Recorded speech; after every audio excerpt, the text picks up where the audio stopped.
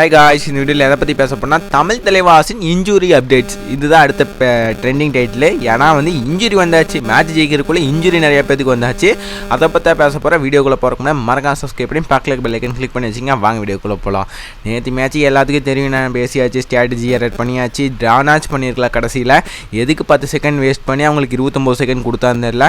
இல்லைன்னா at least Ajinkya power time waste பண்ணாமல் தான் இன்னொரு ரைடு நம்மளுக்கு எக்ஸ்ட்ரா கிடச்சிருக்கு, போய் ஒரு போனஸ் போட்டு ட்ரா பண்ணியிருக்கலாம். அங்கே ஒரு வாய்ப்பு வந்துருக்கு. இல்லை ஒரு போனஸ் போட்டார், அப்படியே ஒரு டச் பாயிண்ட் மட்டும் எடுத்துகிட்டு மேட்ச் ட்ராப் பண்ணிவிட்டு கடைசி டே ஈக்குவல் பண்ணி நம்ம முடிச்சுட்டு போயிருக்கலாம். அப்படியும் பண்ணாமல் இப்படியும் பண்ணாமல் தமிழ் தலைவாசுக்கு எதுக்காக டைம் வேஸ்ட் பண்ணி முடிச்சு விட்டாரு. அதை சரி, அதை விடுங்க, அதை எத்தனை நாளைக்கு தான் பேசிகிட்டு இருக்கிறது. அடுத்த இன்ஜுரி அப்டேட் வந்துடலாங்க. சாகர் இன்ஸ்டாகிராம் போஸ்ட்டில் போட்டிருந்தாரு, நான் ரெக்கவரி ஆகிட்டுருக்குன்னு. அவருக்கு ஏதோ கால் ரெண்டு பக்கம் நீ இன்ஜுரி மாதிரி சொல்கிறாங்க. அவருக்கு கொஞ்சம் இன்ஜுரி இருக்குது, ரெக்கவரி ஆகணும்னு அவரே சொல்லியிருக்காரு. மேபி அவர் 1 or 2 மேட்ச் மிஸ் ஆகிருக்கும் கூட சான்ஸ் இருக்குதுன்னு நியூஸ் வந்துட்டுருக்கு.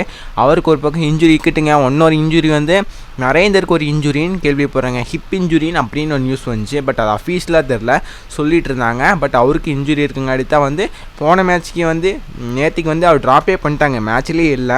அதுக்கு முன்னத்த மேட்ச்சில் பார்த்தோம்னா ஃபஸ்ட் ஹாஃப் விளையாடினார், அப்போவே சப்ஸ்டியூட் பண்ணி கொண்டு போயிட்டார். ஏன்னா அவருக்கு இன்ஜுரி இருக்குது, அந்த ஹிப் இன்ஜுரின்னு சொல்கிறாங்க. பட் இது கன்ஃபார்மாக தெரில. மேபி அவரும் கூட எதுவுமே இன்ஜுரி அப்டேட் வெளியில்லை.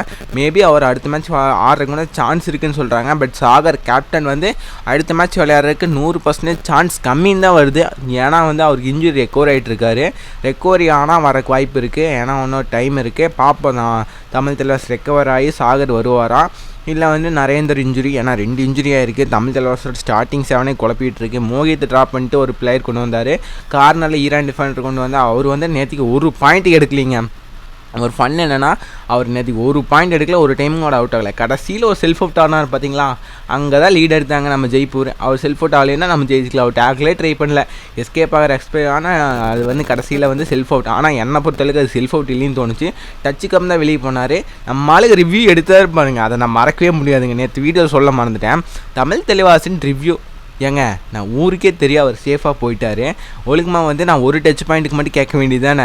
நான் என்ன ரிவ்யூ என்னென்னு கேட்டாங்கன்னா, செல்ஃப் அவுட், ரைடர் செல்ஃப் அவுட்டுன்னு ரிவ்யூ கேட்டு வச்சுட்டாங்க.